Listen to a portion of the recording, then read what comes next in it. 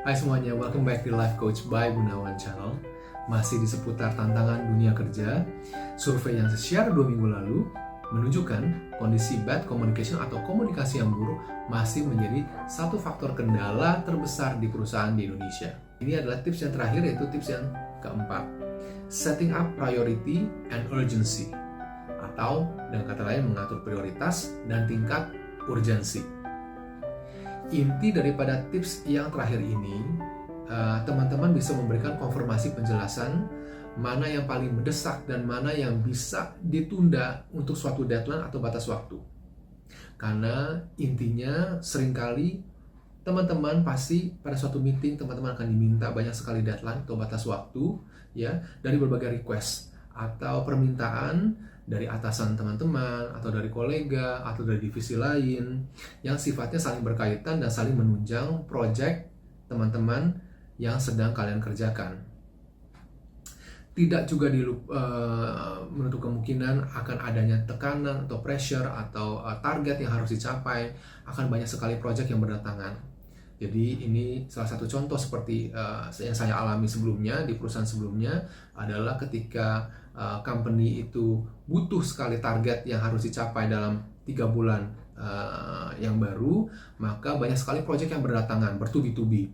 Bahkan bisa dari 5 atau 10 proyek dan harus diselesaikan dengan secepat mungkin dan dengan tertata dan dengan terstruktur. Dan oleh karena itu penting sekali kita yang menerima brief atau kita yang memberi brief atau instruksi kepada tim kita sendiri, ini sangat diperlukan kejelasan untuk mengatur prioritas dan tingkat urgensinya.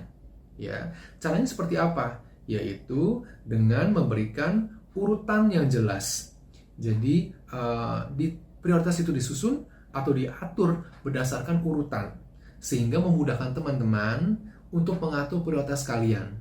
Ya, baik itu teman-teman sebagai seorang atasan memberi instruksi kepada tim kalian, atau seorang supervisor kepada timnya, atau bahkan seorang tim staff biasa memberikan instruksi kepada vendor atau memberikan instruksi kepada pihak ketiga seperti distributor, itu pun harus tersusun dengan rapi.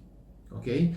Contoh pesan yang disederhanakan yaitu prioritas nomor pertama adalah siapkan laporan project update besok pagi jam 9. Ini yang pertama.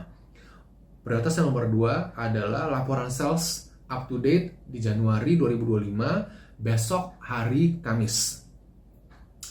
Prioritas yang ketiga adalah rapat tim hari Jumat jam 8 pagi. Nah, teman-teman bisa melihat cara saya memberikan urutan yang pertama, yang kedua, dan ketiga berdasarkan prioritasnya.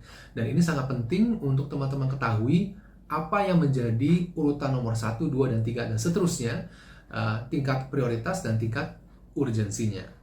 Jadi saya berharap practical tips nomor 1, 2, 3, dan terakhir yang keempat ini akan membantu dan memberikan solusi kepada teman-teman untuk mengetahui bahwa teman-teman bisa menyampaikan pesan yang lebih terstruktur, lebih efisien, lebih efektif, agar kalian bisa berkomunikasi dengan siapapun dan dimanapun lebih efisien dan langsung pada tujuannya dan pada intinya.